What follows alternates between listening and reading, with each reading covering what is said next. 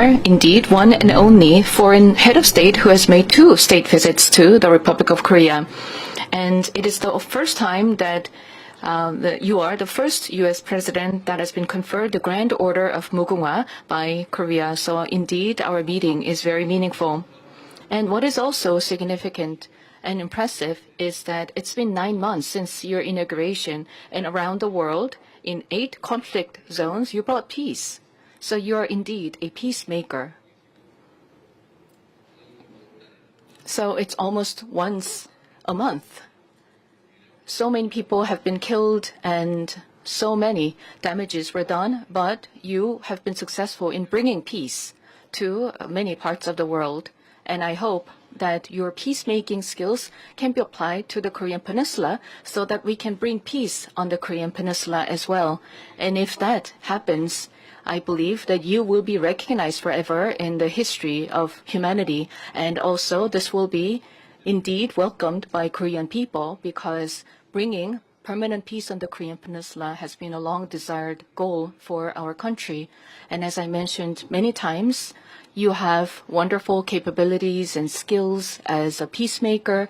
And if you can help us, and if you can establish peace on the Korean Peninsula, then we will support you so that you can become a peacemaker on the Korean Peninsula as well. Chairman Kim, I hope, will see your true heart and intention. This time, your meeting with Chairman Kim did not happen, but I am very happy that you are willing and open to having a dialogue with Chairman Kim, and the posture itself is a lot for us. And so far, Chairman Kim has not really accepted your good intention and your gesture, so this time it did not happen. But I believe that we've been planting good seeds for a better future, and I hope that your gestures and your words will serve as an opportunity to further open up opportunities for better relations, and we will continue to support your endeavor. As you may know very well, on the Korean Peninsula, a war is going on, technically speaking.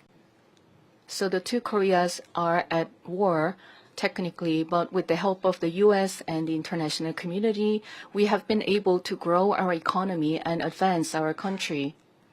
And going forward, our bilateral relations are going to focus on modernizing our alliance so that our alliance can become more comprehensive and strategic. Korea has decided to increase our national budget for defense. So military spending and the defense budget will be expanded to further strengthen our military capabilities.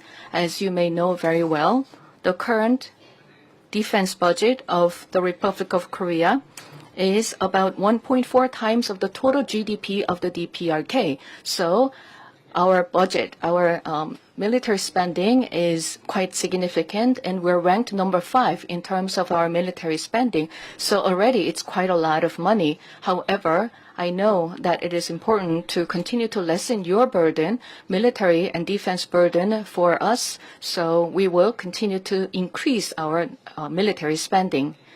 Furthermore, I'd like to mention a few things. When I met with you last time, I didn't have a chance to explain in further detail, so there may be some misunderstanding. But when it comes to submarines powered by nuclear energy, I hope that you will support so that we can get supplied of nuclear fuels for submarines. We're not aiming for nuclear-armed submarines, but rather conventionally armed submarines powered by nuclear energy.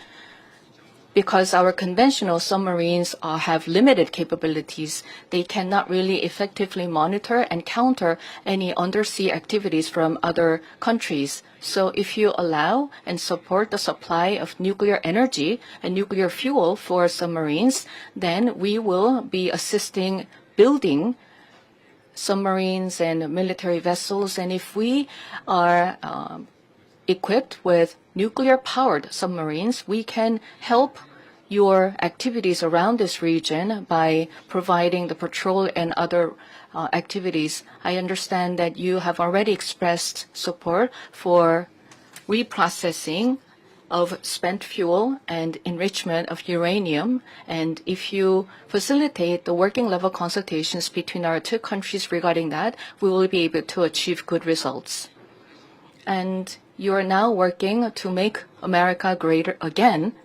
And I can see that there has been a lot of achievements. And last night I checked that your stock indexes have hit another record high. So you are indeed making America great again.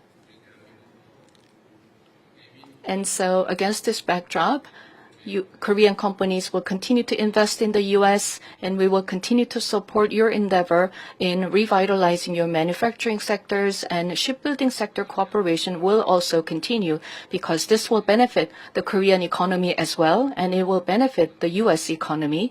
And all these efforts will further advance and strengthen our bilateral alliance and relations.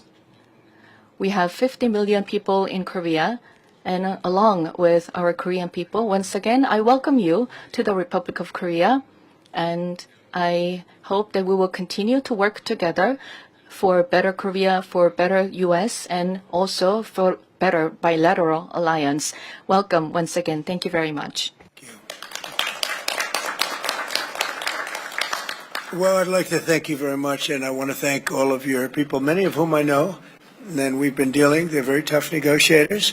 And that's the way it should be. And I will say that we're working together. There's a great love between our communities, between our people, between leadership, and we're all friends. I know you showed me a picture from a long time ago of you and I, and you're looking better now than you did then. That was quite a while ago, so you're doing something well. But I will say this, that the Korean Peninsula, and I know you are officially at war, but we will see what we can do to get that all straightened out. We've been very lucky. I've been very fortunate to be able to solve a lot of problems in the world. I didn't even know there were so many problems. There were countries that nobody knew that they were even fighting, and yet they were killing millions and millions of people. And we got them, with the exception of one, which I think we're going to get straightened out, Russia, Ukraine. But we got them all done, all finished. And you know that I'll be working on this very hard with you, with your team, with a lot of other people, see if we can do something that makes sense.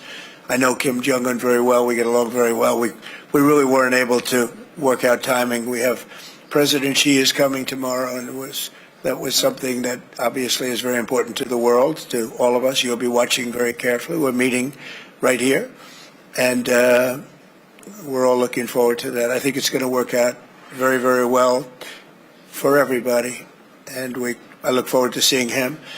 And that was our focus really for this visit. But we'll have other visits, and we'll work very hard with Kim Jong-un and with everybody on getting things straightened out, because that makes sense. You know, I have a couple of phrases that I like. One of them is common sense. It's common sense that should work out, and I feel certain that it will. May take a little time. You have to have a little patience, but I feel absolutely certain that it will. In the meantime, what you've done is amazing. What you've, first of all, the welcome and the beautiful honor you bestowed on me as the only American president. That's really a great tribute to our country. Not to me, it's a great tribute to our country, but I had it focused toward you as opposed to against you, which some people did. What you've done and what you've created, what you've done in really a very short period of time, relatively speaking, is amazing. It's really amazing. And you're working with us now on shipbuilding because you've become a master of shipbuilding. You know, during World War II, we were the biggest. We were number one by far, the United States. And then through a series of very bad decisions or lack of caring, we really didn't make ships very much anymore. We made other things very well, but we didn't make ships. Well, making ships is a necessity. And I know we're working in the Philadelphia yards and in various other places in the United States where you're coming. We're going to make ships together in the United States, and we're going to start up shipbuilding, and we'll be right at the top, or at least toward the top, in a pretty short period of time. But we have a lot of industries that are together, and we have a lot of industries where we're leading. We're leading in AI now. We're leading in a lot of the different things. We have many car companies coming back, as you know, to the United States. Yesterday I was in Japan, and Toyota is investing $10 billion on building car plants, numerous car plants throughout the country with American workers, largely American workers. And we have many, many of them opening. So we have a lot of industry coming back. We're going to be having, I think by the end of my first term, we should have $22 trillion invested in the United States from other people and countries. And that's a record that's not even close. I think the record could be just about one-fifth of that. And the previous administration had less than $1 trillion in 4 years. And we're going to have maybe 21 trillion, could be even higher than that in 1 year. So nobody's ever seen anything like, no country's ever seen anything like that. But I just want to let you know it's a special bond that we've had. We've had it for a long time, but you've never had it as strong as you've had it with me. And it's a tremendous honor. I will tell you, driving up in the Beast, that's called the Beast, driving up in the Beast, the limo, with those very powerful people carrying very vicious-looking weapons. It was something. That was some spectacle and some beautiful scene, and I know what goes to making that happen. But it was so perfect, so flawlessly done, and all of us, I can speak for my entire cabinet and all the people with me, I don't think we've ever seen anything like that. So I just want to thank you for that. That was a very special welcome, and it will be remembered. And Marco, I think you're working extremely well with the defensive side, defense and offense. You know, we have both defense and offense, and they're equally as good. In fact, our defense is very important from the standpoint of helping other countries. But we're going to take care of, we're going to work with you, and we're going to take care of the one, it's really a lingering cloud. I would call it a lingering cloud that's over your head. We're going to see if we can get that straightened out. And I just want to thank you again for the welcome. And I wanted to say we've been friends for a long time, and you are going to be a great president. You already are. And if we can do this together, then you'll go down as the greatest of them all, and we'll try and make that happen. Thank you very much. Great honor. Thank you.